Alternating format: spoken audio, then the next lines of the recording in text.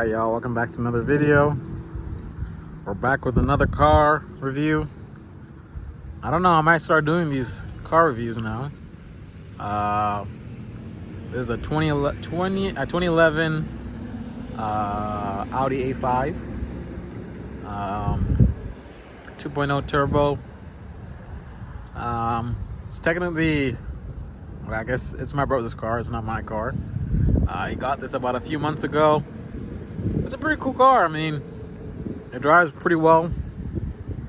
I mean, y'all can see the only mods we did to it, really, I'm the one who always recommends these stuff. You know, as you can see, the windows are nice and tinted, windshield's tinted too, so it's kind of like it helps with the summertime, especially in Georgia.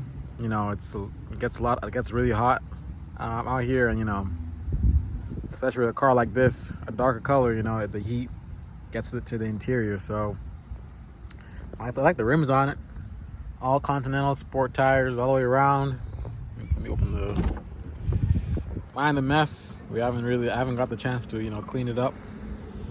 So yeah, it's a pretty cool car. I mean, for 2011, they did a pretty good job of the interior. I was actually kind of shocked with, you know, with the quality. It's pretty decent. He upgraded from a Passat, so definitely this is a big difference. We got some stuff from Harbor Freight. I'll explain that later. Yeah, it's a pretty cool car. I mean, got the sunroof, and unfortunately it doesn't tilt back, it just tilts up. So yeah, if you guys are looking to buy an 2011 Audi A5, I mean, they're pretty good. You do want to get the one with the timing chain. I think they started making the timing chain motors, I don't know what year up. I think 2008, 2009, I think. Because the timing belts can be a problem. We did get the Cape Town, South Africa plate. Because we're from South Africa, so got the nice headlights and stuff on there. It's a pretty cool car. Let's hop on the inside. Show y'all what the inside's looking like. So look at the gauges. I like the aggressive gauges. You know, you got the kind of reminds me of an Audi RS5 or S5 gauges. You know, it kind of looks like you're going slow because it goes up to 180. Obviously, I don't think you can hit that. Maybe the top speed is probably 140, 150. But why would you even be going this fast in a car like this? No need. It's technically not the performance version, but you know, it still has pretty good pep to it. Yeah, the interior. So this is actually 20% tint. Actually, is it 10 or 20? Oh yeah, I think this is 10. Yeah, this is 10. Sorry. Yeah, 10% tint, and I think this is 35. I'm not really sure. I think it's 10% tint and a 50 windshield. I might be wrong, or 35% windshield. So either that's, but I know there's 10%, but I'm not sure what the windshield is. As you can see, it's kind of dark at the back there. So the only thing I don't like about it is that at nighttime, it does get a little bit dark seeing through the rearview mirrors. That's one thing I don't like about it. But other than that, I mean, during the day, it's actually perfect. Like, you get the best privacy on the inside, that you don't get hit with the sun too much. You don't really need to wear your sunglasses. We probably should have done the windshield wiper strip, especially when the sun is hitting towards this way. I know it kind of already has one from factory, but we should just put a strip on there to kind of make it a little bit darker to see at night. But it just really dims it out. As you can see, look at the difference compared to that. Sorry, let me focus. Yeah, so it's pretty significant difference, you know, especially with the tinted windows as well. So yeah, so mind the mess, sorry about that. So it comes with all these gauges here. It kind of gets hard to kind of get used to. I'm still trying to figure out myself. We swap cars, so he has a Mini Cooper right now, so it kind of took me a while to kind of figure out these gauges and everything. It does have a way to check the oil level. This car technically does not come with a dipstick. You have to buy one aftermarket, which is kind of sucks. I mean, why would they kind of complicate things on this vehicle? It doesn't make sense to me. But let's pop the hood for y'all. All right, so it's a 2-liter FSI. I think, I'm not sure the horsepower. I think it's around, I'll probably pop it up on the screen. The horsepower and the torque. So here's where the dipstick goes. We do have one. We bought one off Amazon. We just keep it in the trunk and put the cap over that. We do have to replace this cap. It kind of came like that. He bought it around 88,000 miles, I think, or 89,000 miles. Right now it's almost at 100. So he put about 10,000 miles on it. Had it for about since the beginning of the year, so nothing too crazy. I mean, these motors are good. The only thing that's notorious for these motors, engine oil consumption. These are known for piston ring issues and piston rings getting kind of built up the carbon deposits. So it's common for people to run what it's called, the cleaners in the piston rings and just soak it overnight. So he did it about, I think, 2 or 3 times, and ever since then the oil consumption has gone down drastically. It says remain on full for about 1,000 miles. So especially on these cars here, I would really look into making sure that either the piston ring issue was resolved from Audi, because there was a recall back in the 2011, 2012, and then extended up to 2015 or 2016, I think. So they did replace some motors. Some motors were fine. You just gotta keep up, with the maintenance. Make sure you do your piston soak. I suggest just probably do it, every 10, 20,000 miles. You just kind of clear it out. It doesn't hurt anything. It only just helps the engine perform better and last longer. So the only issue he had was that, the oil consumption issue, and misfire after he did the piston soak. But I'm pretty sure that's because of it gummed up everything. So he swapped out all the spark plugs, the coils. So he took it to the mechanic. They dealt with that.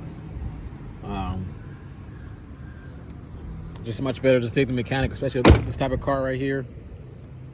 It's just much easier because it sits so low to the ground. And then he did have to replace the rear tire, spare tire, and the right tire was going bald. So I don't know what happened with that, but let me get y'all a startup on the engine if we can find the key. So it's quiet. Sorry for this jiggling. It's a quiet motor. It's stock exhaust. We haven't done anything to it.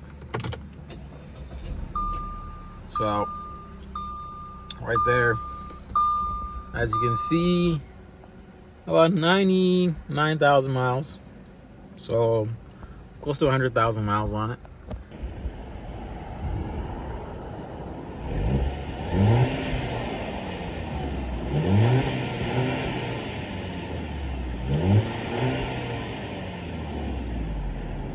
So it is pretty quiet. I mean, it's nothing too crazy. Like I said, this is not the performance Audi, so you can't really expect too much. The thing I like about this car is just like how it drives. It's so smooth. Like, it's just luxury at the end of the day. So all right, so sorry about that. So you got your parking system, your oil level. So I just gotta wait for it to set up. The tire pressure monitoring system. I'm saying, like,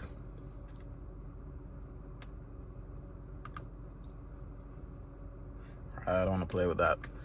I don't want to mess anything up. This kind of confuses me, but it's pretty cool. I mean, it's pretty cool. So it has all these functions. I don't want to play with it too much because I don't want to mess up his settings. But we're just gonna go for a quick test drive and see how it feels. Headroom is pretty good. I'm about 5'9", so headroom is pretty good. It's better than the Jaguar. We'll go ahead and update what's going on with the channel at the end of the video and explain to y'all what's going on with the cars. I haven't posted in a while. It's just been busy. Yeah, when I pulled up here, people have been doing donuts up in here. Crazy. All right, let's go ahead. It does have an electric parking brake. Pretty cool. So we'll go ahead and get out of here. Let me kind of do a wide view.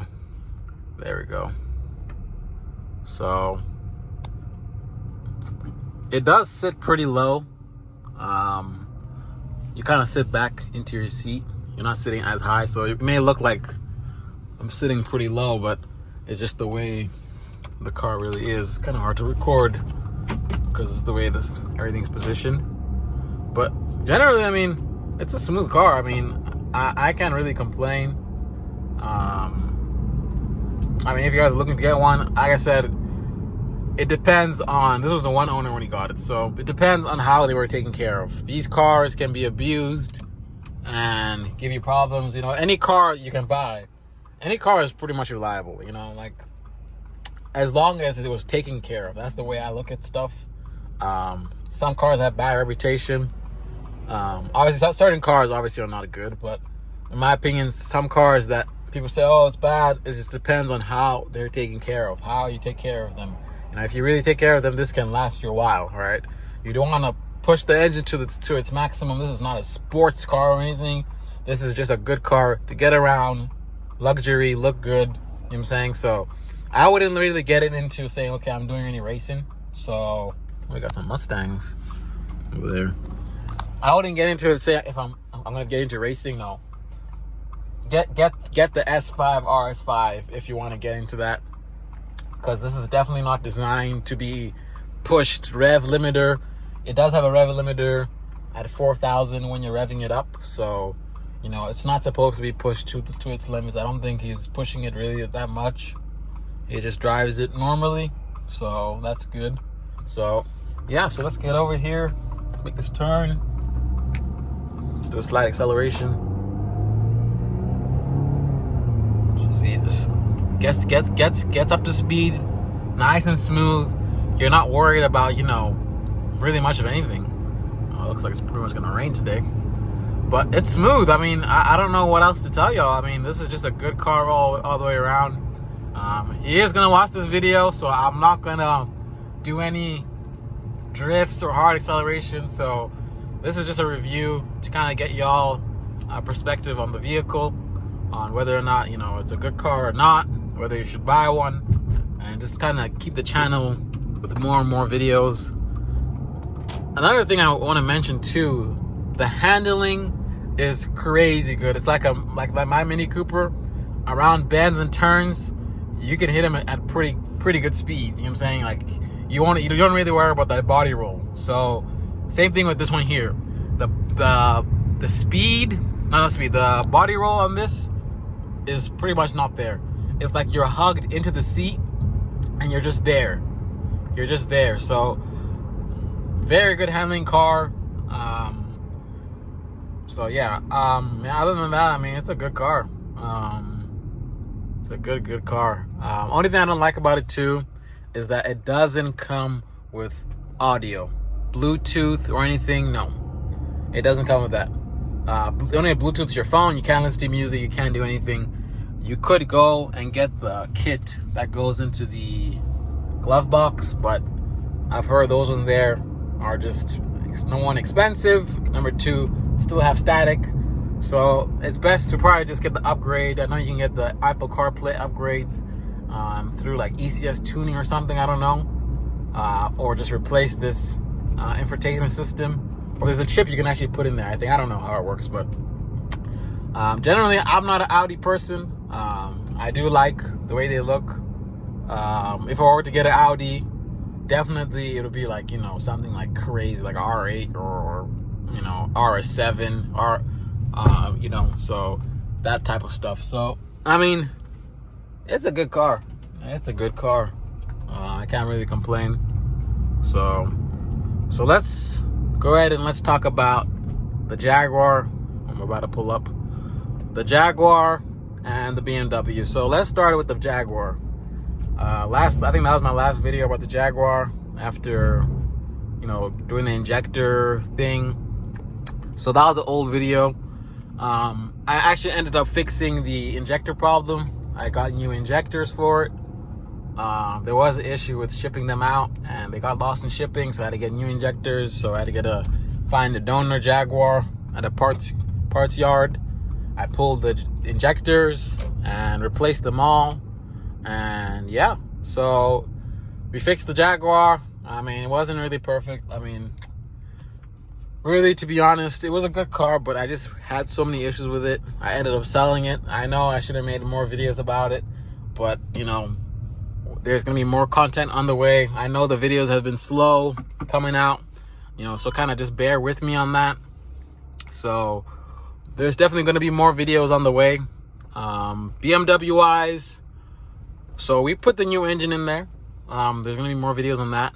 I just haven't gotten to the point where I could get everything put together. So I'm having problems with wiring. So MS45, MS43 stuff, you know, if you're a BMW person, you know that, you know, swapping to MS45 and MS43, swapping from MS45 to MS43 is kind of hard. So it was a 2003 engine.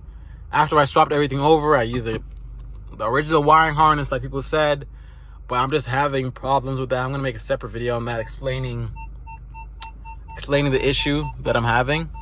So there's gonna be more videos on the way for that too as well. So yeah, so we still have the BMW.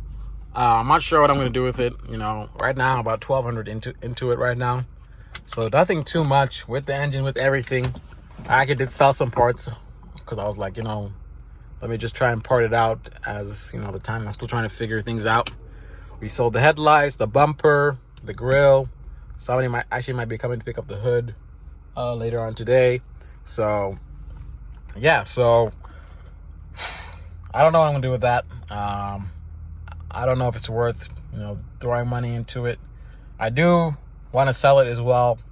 I think I just want to get a proper project car that can, you know, I can build a series on.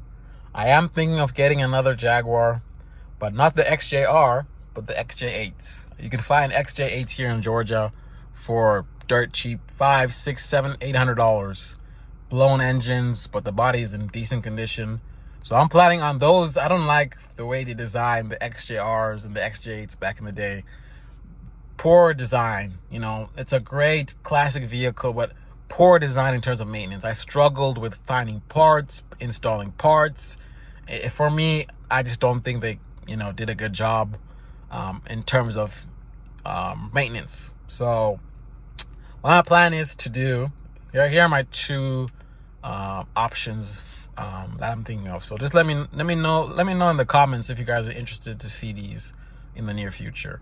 I'm planning on buying an XJ8 with a blown engine, just really the shell.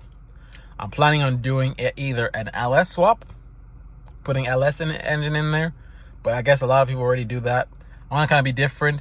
I am thinking of Hemi swapping it, either putting a 5.7, a 6.1, or the 6.4 Hellcat motor. That is my long-term plan. That would be pretty cool, putting a Hellcat motor in a Jaguar, because, you know, I feel like that's just would be a one of one, never done before vehicle. It is going to be hard to kind of figure out the systems and everything. I'm probably just swap out, you know, the gauge cluster, just kind of make it Hellcat, everything, use all the wiring harness and everything, just do a total swap. But it's a Jaguar. I think that'll be pretty cool. But 6.4 Hemis, they're like $2-3 grand. Right now they're hotcakes because everybody's stealing them, and, you know, it's Dodge, right? So, or you just do the notorious 5.7 Hemis. Are very readily available. They're a decent price. I think affordability wise, I think that'll make more sense. You could later on put a Hellcat blower on it, but I think that would also be pretty cool. Or I know this is crazy, but maybe VQ swap it, put a G37, G35 motor in the Jaguar. I guess that'd be kind of weird because it's a V6. I guess that would be, or maybe a Coyote motor in there, or a 4.6 Mustang in there, 4.6 3-valve or 2-valve Mustang in there, throw a supercharger on it. So I'm just kind of want to throw a motor that's going to be reliable, to get down in power, that sounds good, because, you know, that was a nice car. Generally, other than the maintenance issue, it was an amazing car. I can't lie to you. The best car I've ever had. in terms of looking the greatest and having the most comments. Everybody was looking at that car like, man, that's one of one. Like nobody, not one of one, but it's a very rare car to see on the road, especially with that low mileage. So I am planning on getting maybe a Magnum, a Dodge Magnum, maybe doing a Challenger front end. I am a Dodge fan, so as you can tell, maybe just totally switch it up. Maybe forget about the, what's it called, German cars for now. Take a break because most of them, right now, I'm not really having the best of luck. So maybe Dodge Magnum Challenger front end. I'll pop out an image on the screen. So I'm gonna maybe pop up 2 different screenshots of the Jaguar. So I'll pop up 2 different pictures of the Jaguars, and just let me know in the comments if you guys are interested. You don't have to comment if you don't want to. I'm still making the decision right now. Mini Cooper right now is good. I'm already looking to mod that, maybe just tint, black it out. I'm not doing any performance really of anything. I'm just looking for a car to get me to school. Right now I'm in college, so I don't want to mess with it too much. It's a low mileage car. It only has 74,000 on it. It's a Mini Cooper, so it's just good on gas, get me to school. I'm not going to modify that, but maybe if you want to see it modified, we can throw it on the channel. Kind of do slight mods on it. But this is the 2011 Audi. Hope you enjoy the video. More videos on the way. I know it's been slow. I think last video I posted was probably 2-3 weeks ago. I'm gonna try and be consistent. There's some other videos about the BMW I haven't edited yet, so I just been busy with school, selling the Jaguar, figuring out the BMW before I post a video. Just kind of get everything organized. But hope you guys enjoy the video. Let me know what you guys think about the upcoming project cars, and yeah, like, comment, and subscribe. Yeah, we'll be back with more videos.